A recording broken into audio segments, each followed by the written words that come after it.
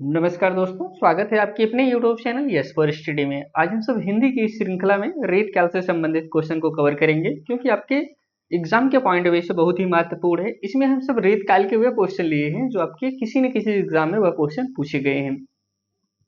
अगर आप कोई ऐसा एग्जाम की तैयारी कर रहे हैं जिसमें हिंदी पूछा जाता है, तो यह क्लास आपके लिए बहुत ही महत्वपूर्ण है दोस्तों। इसमें सब 25 प्लस क्वेश्चन को कवर करेंगे। अगर आप इस चैनल पे नहीं तो चैनल को जरूर सब्सक्राइब करिए दोस्तों। आपको इसमें हिंदी की कंप्लीट क्लासें उपलब्ध कराई जाएंगी, हर एक टॉपिक से संबंधित क्वेश्चन को भी कराया जाएगा। तो आइए हम सब पहले क्वेश्चन में बढ़ते हैं। जो पहला क्वेश्चन है, हिंदी साहित्य में रीत काल की समय अवधि क्या मानी जाती है?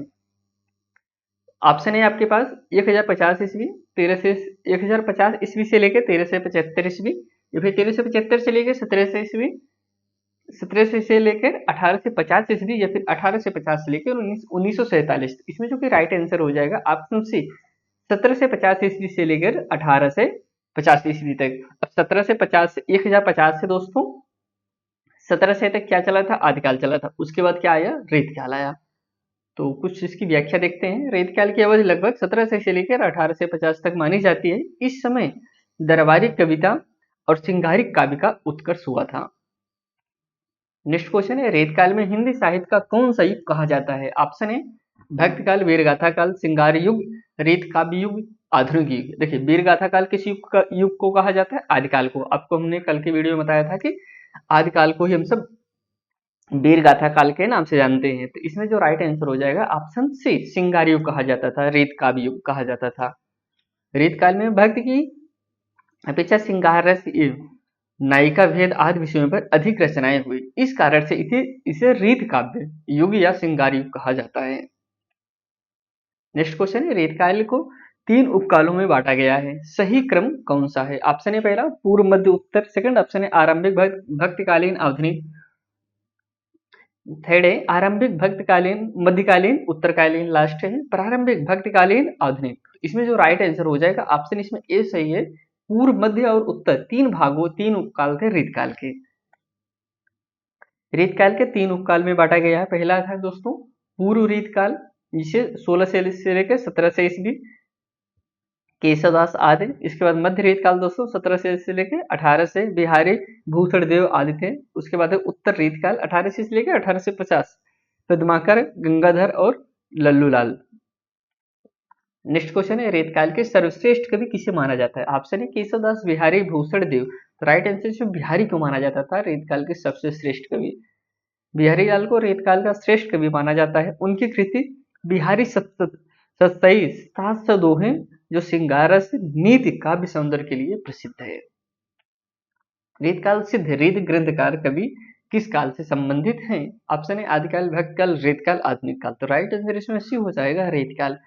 रेतकाल के कवि को 2 भागों में बांटा गया है। रीत सिद्ध कवि जो काव्य शास्त्र में निपुण थे, जैसे केशवदास। इसके बाद रीत ग्रंथकार, जिन्हें रीत शास्त्र, अलंकार, नायिका भेद पर ग्रंथ लिखे। रेतकाल शब्द का सर्वप्रथम प्रयोग किसने किया था? ऑप्शन है हजारी प्रसाद द्विवेदी, सेकंड ऑप्शन है रामचंद्र शुक्ल, थर्ड ऑप्शन है नामोर सिंह, लास्ट ऑप्शन है अंबिका प्रसाद। राइट आंसर इसमें जो हो जाएगा ऑप्शन बी, रामचंद्र शुक्ल ने प्रयोग किया था। हिंदी साहित्य के इतिहास में आचार्य रामचंद्र शुक्ल ने सबसे पहले रेतकाल शब्द का प्रयोग किया। इसे हिंदी साहित्य का तीसरा काल बताया। बिहारी लाल की प्रसिद्ध कृति कौन सी है? ऑप्शन है पहला रसिक प्रिया, सेकंड ऑप्शन है सत्सई, थर्ड ऑप्शन है कवि प्रिया, लास्ट ऑप्शन है भूषण ग्रंथावली। इसमें जो राइट आंसर हो जाएगा ऑप्शन बी सही है, सत्सई। बिहारी सत्सई में कुल 700 दोहे थे, जिनमें श्रृंगार, नीति और अलंकारों का अद्भुत संयोजन था। यह हिंदी साहित्य का श्रेष्ठ दोहावली मानी जाती है। नेक्स्ट क्वेश्चन है, केशवदास किस उपकाल के कवि थे? ऑप्शन है पूर्व रीतकाल, सेकंड ऑप्शन है मध्य रीतकाल, थर्ड ऑप्शन है उत्तर रीतकाल, लास्ट ऑप्शन है आधुनिक काल। इसमें जो कि करेक्ट आंसर हो जाएगा ऑप्शन ए सही है, पूर्व रीतकाल। केशवदास किस उपकाल के कवि थे? इस बात इस दोस्तों पूर्व रीतकाल के उपकवि थे। केशवदास 15 से 55 से 16 से 17 ईस्वी पूर्व रीतकाल के कवि थे। उन्होंने रीत काव्य की नींव रखी। प्रमुख कृतियां रसिक प्रिया, कवि प्रिया, रामचंद्रिका। भूषण कवि किस प्रकार की रचनाओं के लिए प्रसिद्ध हैं? ऑप्शन है आपके पास भक्ति काव्य, श्रृंगार काव्य, वीर रस प्रधान काव्य या फिर हास्य काव्य। तो राइट आंसर इसमें हो जाएगा ऑप्शन सी सही है, वीर रस प्रधान काव्य के। भूषण रेतकाल के ऐसे कवि थे जिन्होंने वीर रस की अद्भुत रचनाएं की। उनकी प्रसिद्ध रचनाएं दोस्तों शिवराज भूषण, भूषण ग्रंथावली आदि। उन्होंने छत्रपति शिवाजी की वीरता का वर्णन किया था। रेतकाल के साहित्य में प्रमुख रूप से कौन से रस पाया जाता है? ऑप्शन है भक्ति रस, वीर रस, श्रृंगार रस, करुण रस। आप जाहिर सी बात है दोस्तों, किसकी बात हो? रेतकाल में ये श्रृंगार रस। रेतकाल का साहित्य श्रृंगारिक, सौंदर्य, नायिका भेद, अलंकार, प्रेम काव्य से भरा हुआ है। इस कारण श्रृंगार रस की प्रधानता रही।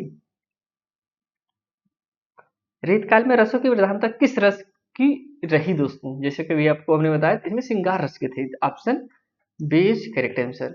रेतकालीन साहित्य में नायक नायिका, रति, प्रेम, सौंदर्य और श्रृंगार के विविध रूपों का अत्यधिक वर्णन हुआ, इसीलिए इसे श्रृंगार काव्य युग भी कहा गया। किस कवि को रेतकाल का कबीर कहा जाता है? ऑप्शन है आलम को, मतीराम को, पद्माकर को, देव को। तो राइट आंसर इसमें ए हो जाएगा। और ये एक मुस्लिम कवि थे। यह भी अगर आपके एग्जाम में पूछ ले तो रेतकाल के कौन से एक मुस्लिम कवि थे, तो वह आलम थे। रेतकालीन कवि आलम को उनके व्यंग्यात्मक और सशक्त काव्य के कारण रेतकाल का कबीर कहा जाता था। बिहारी लाल किस राजा के दरबारी कवि थे? ऑप्शन है अकबर, औरंगजेब, जय सिंह या फिर शाहजहां। राइट आंसर इसमें सी हो जाएगा। बिहारी लाल दोस्तों जयसिंह के दरबारी कवि थे।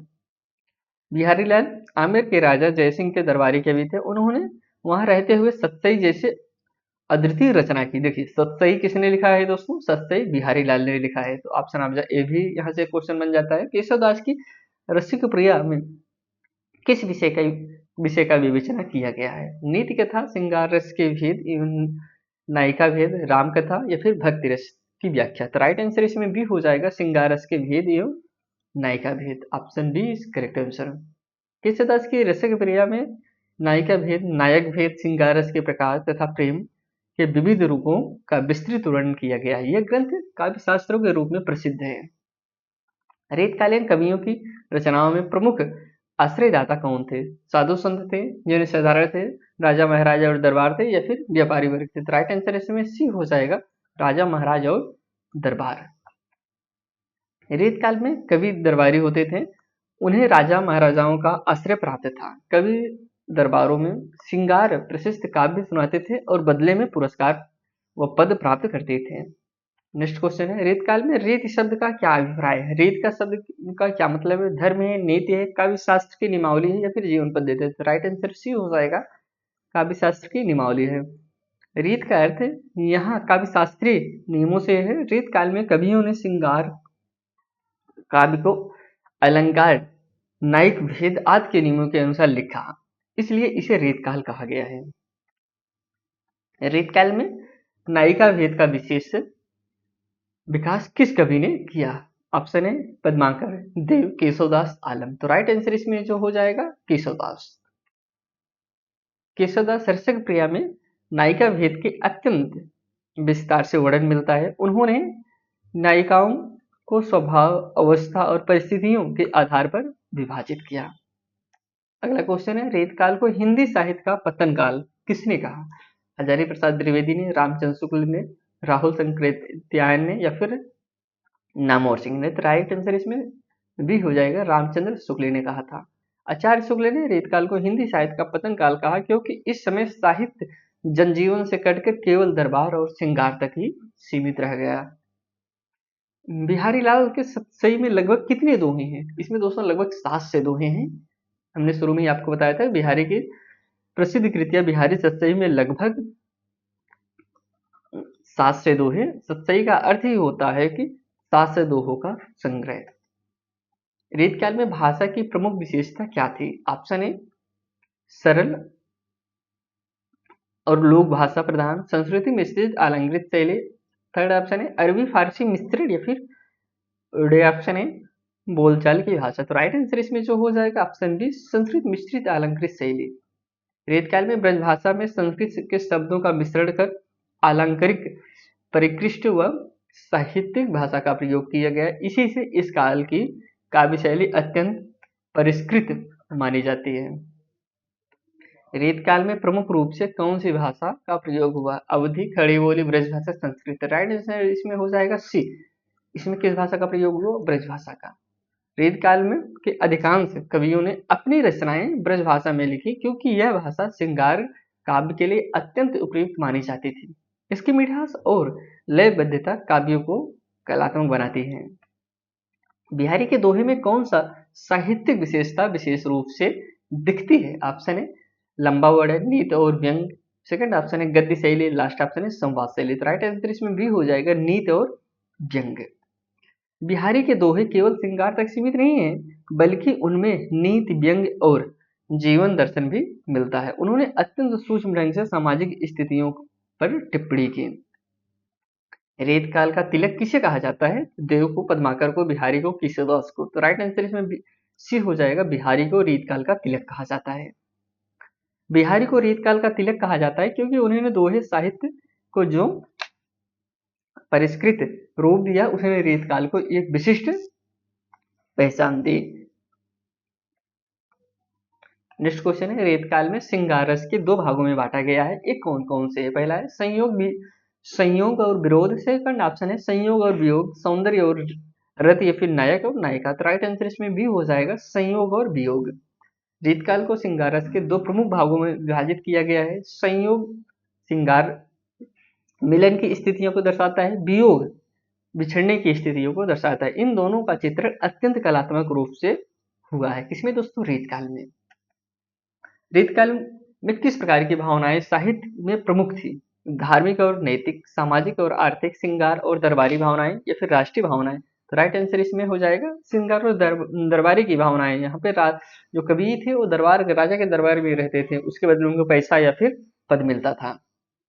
रेतकाल का साहित्यिक मुख्यतः राजाओं और दरबारों के लिए रचा गया था, जिसमें श्रृंगार, नायक नायिका, चित्रण, अलंकार और दरबारी संस्कृत की प्रधानता थी। यहाँ पे हम सब दोस्तों 25 क्वेश्चन को कवर किए हिंदी के रेतकाल के पॉइंट से।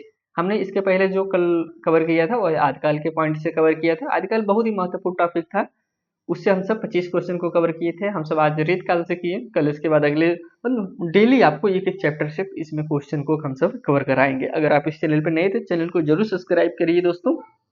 यहाँ पे आपको हिंदी के हर एक टॉपिक से क्वेश्चन कराए जाएंगे और वह क्वेश्चन कराए जाएंगे जो आपके किसी न किसी एग्जाम में पूछे गए हैं। धन्यवाद।